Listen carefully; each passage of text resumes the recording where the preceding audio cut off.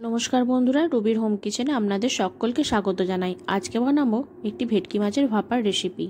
তাই কয়েক পিস মতো আমি ভেটকি মাছ নিয়েছি। এই ভেটকি মাছগুলো অবশ্য আমি একটি বাটির মধ্যে 1 চামচ মতো লবণ দিয়ে ডুবিয়ে রেখেছিলাম 10 মিনিট মতো।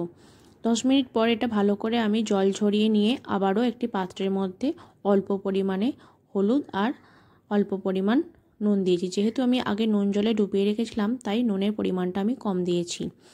এরপর আমি ভালো করে এটা মাখিয়ে নেব, নিয়ে 2 মিনিট বা 3 মিনিট মতন রেখে দেব।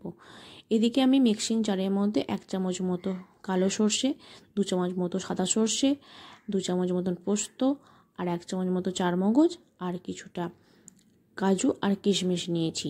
এটা অবশ্যই অপশনাল। আর নিয়েছি কাঁচা লঙ্কা আর নিয়েছি টক দই। এরপর সমস্ত পেস্টটা মাছের মধ্যে দিয়ে সর্ষের তেল বেশ খানিকটা দিয়ে ভালো করে মাখিয়ে নিলাম। মাখিয়ে নেওয়ার পর এরপর আমি এই টিফিন বক্সের মধ্যে সমস্ত ম্যারিনেট করা মাছটা দিয়ে দিলাম। এরপর আমি ঢাকা লাগিয়ে দেব। এরপর অন্যদিকে গ্যাসের মধ্যে আমি গরম জল বসিয়ে দিয়েছি।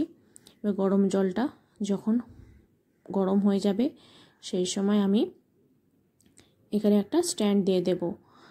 স্ট্যান্ড দিয়ে ওর উপরে আমি টিফিনটা দিয়ে দেব। যদি কোনো ঢাকার আপনাদের যদি অপশান থাকে তবে ঢাকা দিয়ে দেবেন, তবে আমার কাছে কোনো বড় ঢাকা না থাকা আমি এখানে একটা বড় বাটি ঢাকা দিয়েছি।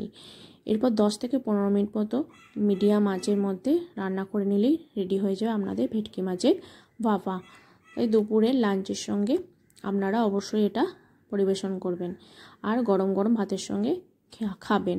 খেয়ে দেখবেন যে রেসিপিটা কেমন হয়েছে। যদি ভালো লাগে অবশ্যই লাইক কমেন্ট শেয়ার করবেন আর সাবস্ক্রাইব করে পাশে থাকবেন আর বেশি বেশি করে শেয়ার করতে থাকবেন।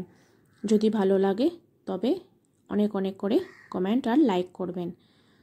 তো বন্ধুরা, এইভাবে আপনারা ভেটকি মাছের ভাপাটা বানিয়ে নেবেন। এই যে মশলা আমি ব্যবহার করলাম এই মশলা দিয়ে আপনারা আবার ভেটকি মাছের পাতুরিও বানিয়ে নিতে পারেন। তবে এর সঙ্গে অবশ্যই একটু নারকেল দিলে মন্দ হবে না। তবে রেডি হয়ে গেল আজকে আমার ভেটকি মাছের ভাপা। ভালো লাগলে অবশ্যই লাইক করবেন।